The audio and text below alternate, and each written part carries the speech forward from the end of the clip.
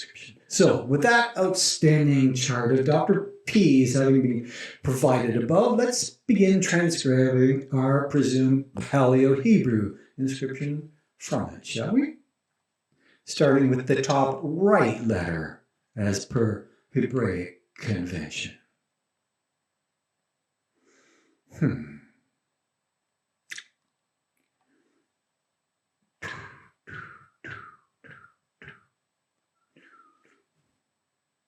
So for our first figure, I hope you can see a distinct similarity of that top right figure in our engraving to the Yod figure of our Petro chart.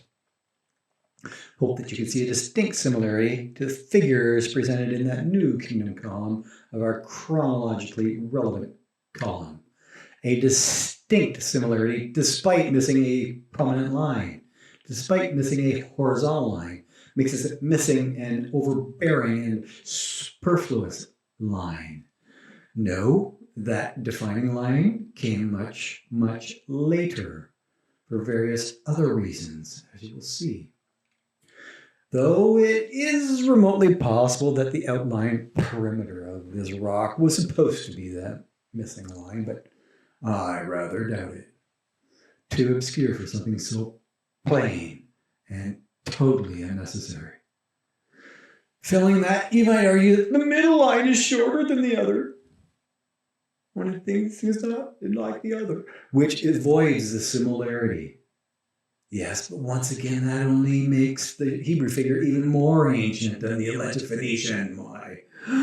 Since that figure even more closely approximates the earlier Egyptian exemplar.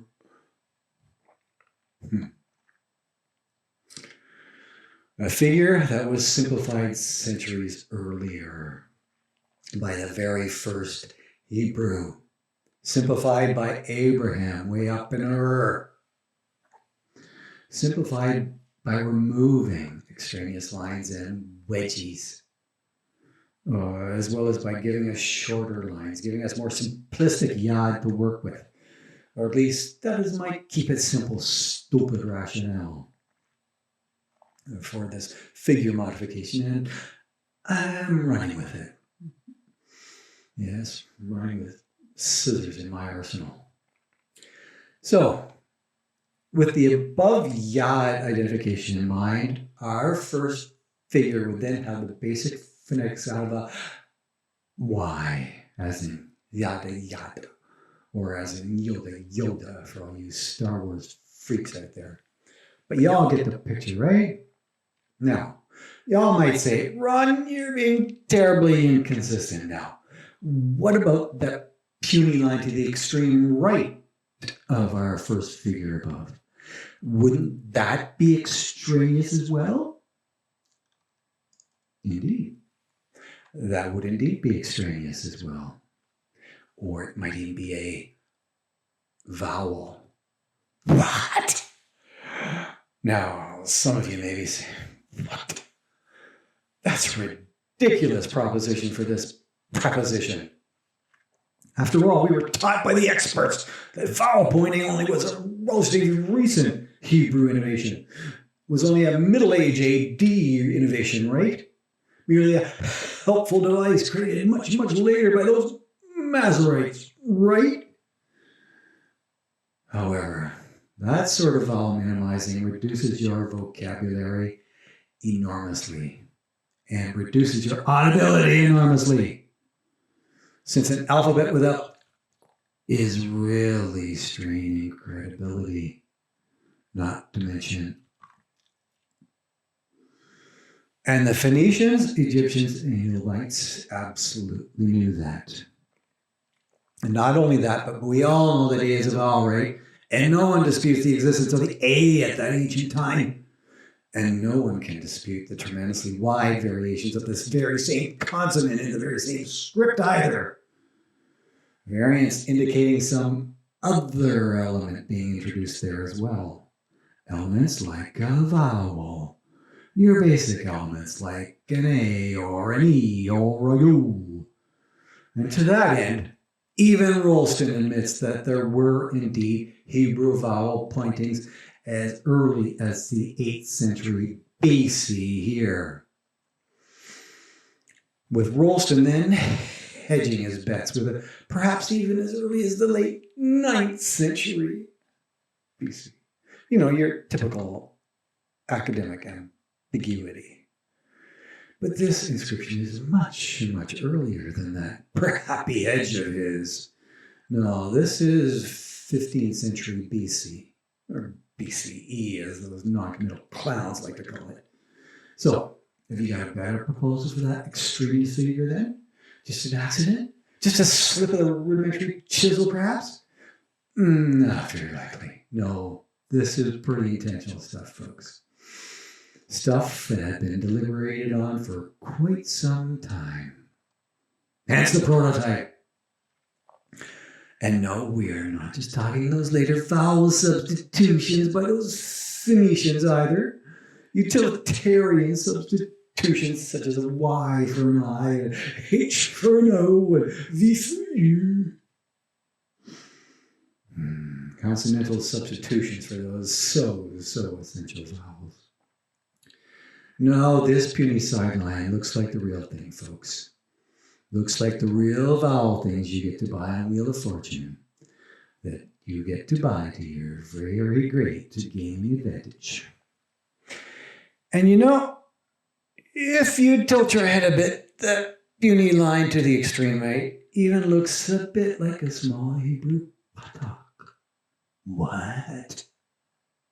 Yes, looks like the modern Hebrew underline signifying a short A. Except that this short underline happens to be vertical at this point in time. Yes, vertical. In order to reduce hand movement and to preserve line spacing, is my ergonomic guess. Now, if you look at our modern Arabic vowels, we see something very similar. We see that a vertical line indicates a long as in father. A long line as opposed to a short one. A most intentional difference, as Arabic expert YHWH insists. Yet, that is more than a millennium down the line, folks. Not only that, but these particular vowel pointings appear to be near the very top of the figure, rather than the modern Hebrew epigraphy of being beneath the figure. Once again, to reduce hand movement and to preserve line spacing. And you know, this intentional sideline might even be a Winkelhaken. What? A cuneiform character that corresponds within or even a double Winkelhaken called a Glossenkeil. A gloss that corresponds with a quote sign marking foreign words or names. What? Names? Are you serious? You still want to wrestle that old vowel idea, those third millennium vowels? Well, then you have to wrestle long and hard with the old linear Elamite that has finally been decoded. And good luck to you on that linear front. Good luck.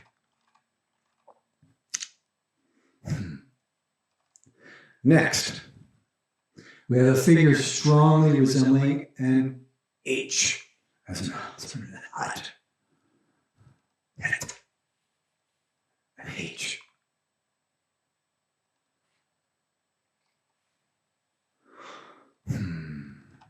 Three equal vertical lines at any rate. As mentioned earlier, they just so happened to like vertical at the time. Vertical was easier and faster, working with gravity rather than against it. It's an ergonomic thing, okay? And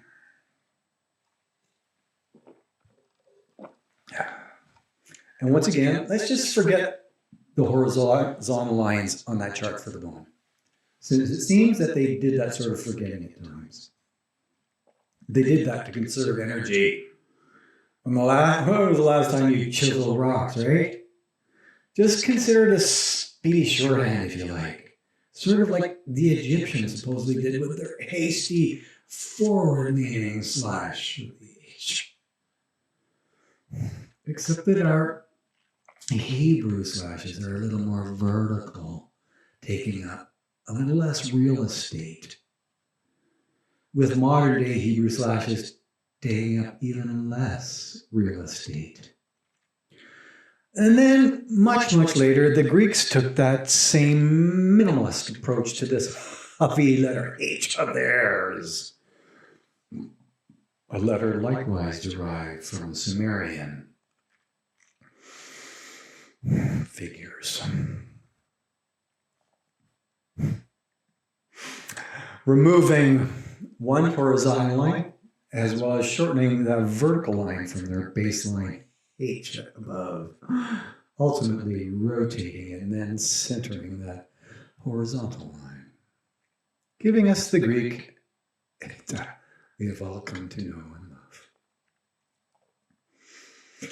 Now, you still want to dispute the slight variation of H's in our ancient Hebrew? Well then, try tackling the Gizer calendar baseline that is accepted by virtually all linguists. Tackle those H variations, even though they tend to blame that sloppy writing at 12 years school like Still not buying into this peculiar H of ours? Okay, let's take a look at that Ugaritic alphabet then. Let's take a look at contemporaneous writing on clay that ergonomically ran from left to right. Writing that ran retrograde. Now, do you see the similarity to our above inscription? Still no? Okay, can you see the similarity when you tilt your head a bit? When that cuneiform figure is rotated 90 degrees? And without all the fancy-dancy wedgies of that cuneiform? Still not? Well, then it is you that has a serious problem, my friend. Time to see a doctor. Fancy or not, we definitely have a H sound here, as in hoser, for us Bob and Doug Canadians. And a hard sounding H at that. Hard sounding like our hard of hearing farmers saying, hey, or hey, not to be confused with our much more urban A, for when your ears get over the age of 68, as mine did several years ago. But enough of that semi-audible excursion. Let's continue on to our next figure. Now, for our next figure, we have a clear resemblance to a wow. Yet another semi-audible consonant. Wow. Wow. Wow.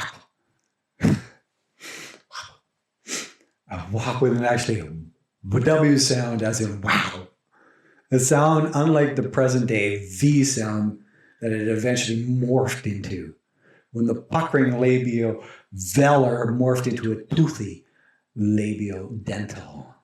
When the Hebrews began taking better care of their front teeth, presumably, not getting them knocked out by their Egyptian masters.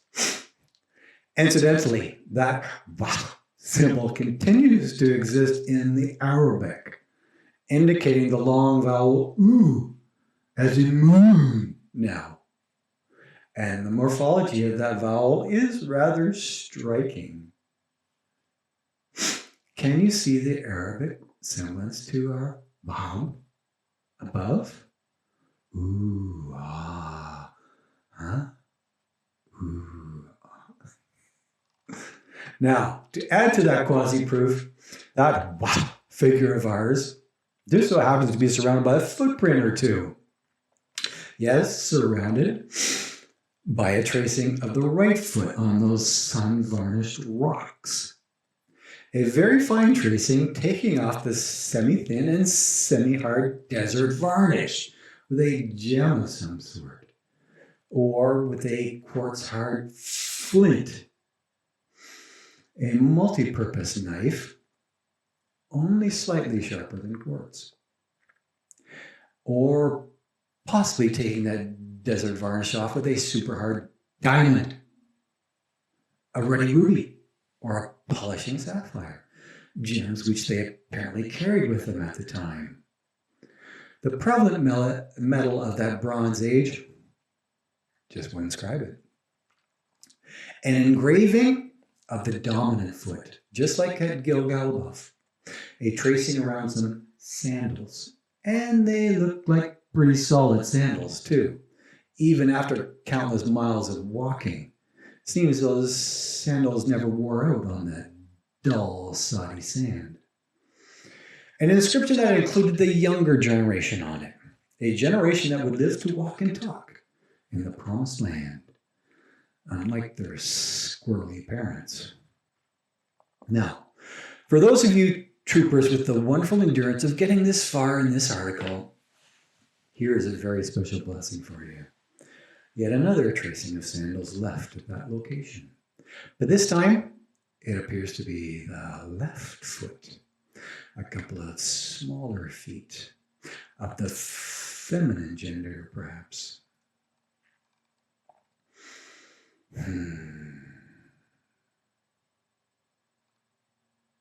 One with sandal and one without. Or maybe the toes extended past the sandal. Huh?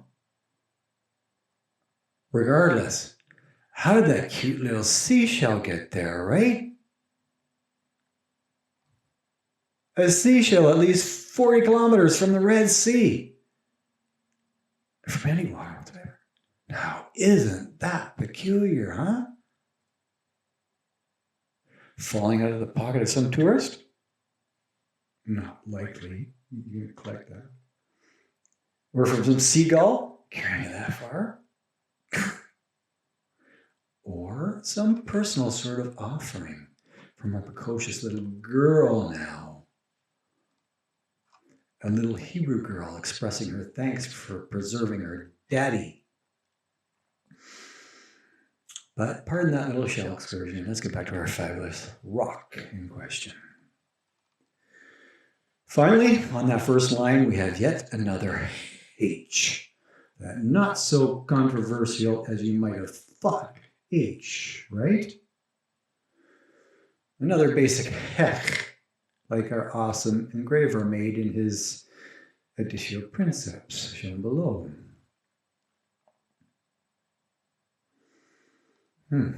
With a somewhat noticeable inclination on that first stroke of the H this time. A backslash, just as he did in his earlier copy. A backslash as opposed to the forward slash of that Egyptian H shown earlier. A backslash, more in keeping with that earlier Sumerian figure, as you will see. And not only that, but what appears to be yet another vowel pointing right above that inclined stroke. A vowel of a different persuasion altogether. And perhaps even a vowel pointing underneath that bird dropping as well. No, it wasn't. Granted, the inclination of that initial stroke is indeed peculiar, though we definitely see similar nuances in our 7th century silver scroll, though not quite as much in our Lachish Ostraca, as will be shown as well. Showing a most intentional inclination to indicate an H, with a little less aspiration from the lungs, perhaps. More of an A than a hey this time, perhaps. And anyone who has ever sung Handel's Hallelujah Chorus knows that lesser aspiration is a given, is Clearly a given since your lungs are already blown out with that first H. So I would submit that backslash indicates more of an awkward inspiration as opposed to less awkward aspiration. Indicates a significant inhale rather than an exhale. A definite phonetic differentiation in the H that the Phoenicians failed to import into their lesser alphabet.